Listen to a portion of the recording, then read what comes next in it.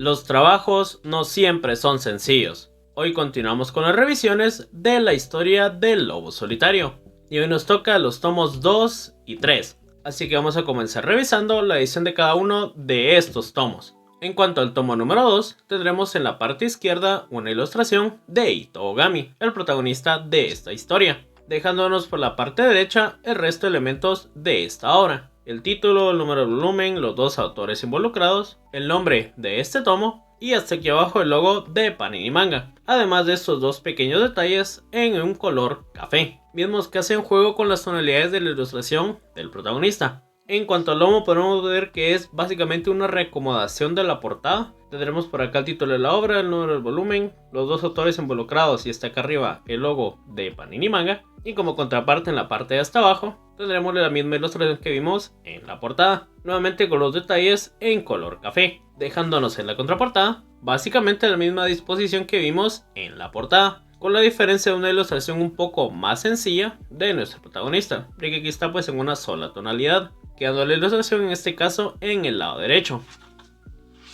teniendo cierta continuidad en la pestaña que acompaña a esta misma, y con el resto de elementos relacionados que vimos en la portada, que en este caso estarán del lado izquierdo, dejándonos por la parte de aquí abajo el ISBN junto al código de barras y recordándonos que es una obra para mayores de 18 años. En cuanto a las pestañas, seguiremos exactamente igual a las del tomo número 1, por acá tendremos una breve reseña de lo que es la obra como tal y del cierto impacto histórico que tuvo, mientras que la que acompaña a la contraportada, además del remanente de la ilustración, tendrá un poco de contenido en referencia a los autores involucrados, por lo que si retiramos la sobrecubierta, nos encontraremos algo bastante sobrio y completamente igual a lo que vimos en el tomo número 1, donde aquí por la parte de la portada tendremos todos los elementos en referencia a la obra que vimos en la portada de la sobrecubierta, pero sin ilustración. El lomo podemos ver que también es exactamente el mismo, solo que aquí cambiaron la ilustración, por lo que según el Google Traductor significa lobo solitario. Y aquí en la contraportada la referencia a estos dos elementos que vimos en la review del primer tomo,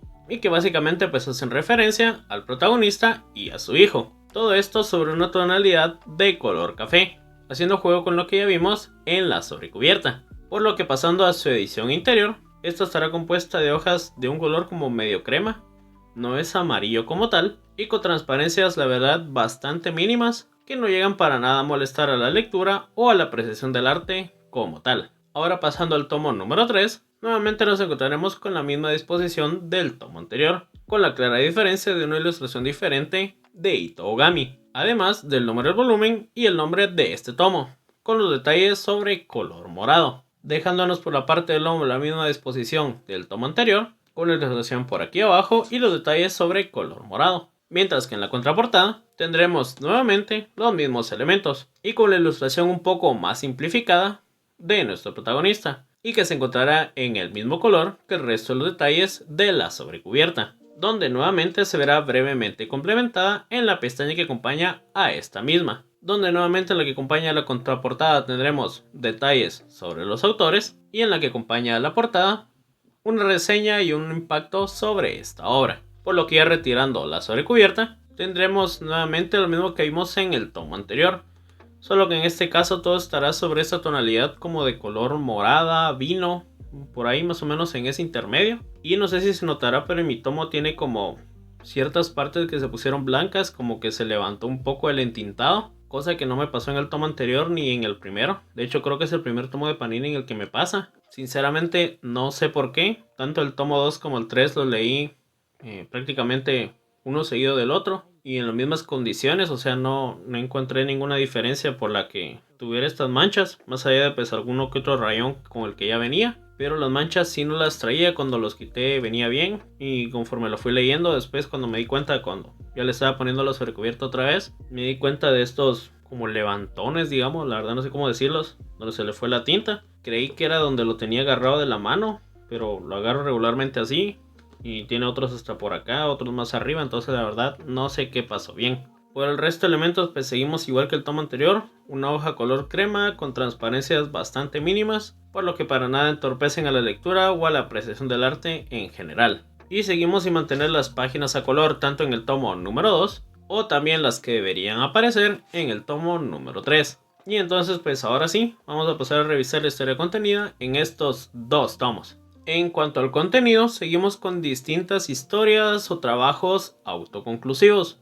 encargos que regularmente son para eliminar a ciertas personas o infiltrarse en diferentes lugares, como infiltrarse en una cárcel o acabar con enemigos políticos, además de otras cuantas historias con las que termina metiéndose por cuenta propia, como ayudar a una joven a salirse del mal camino o enfrentarse a un espadachín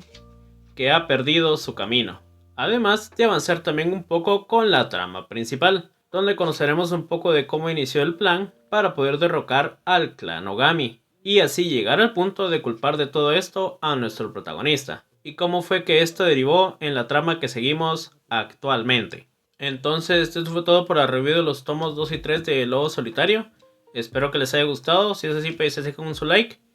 un comentario, compártanlo con sus amigos y si no tan amigos, y no olviden de suscribirse. ¡Órale!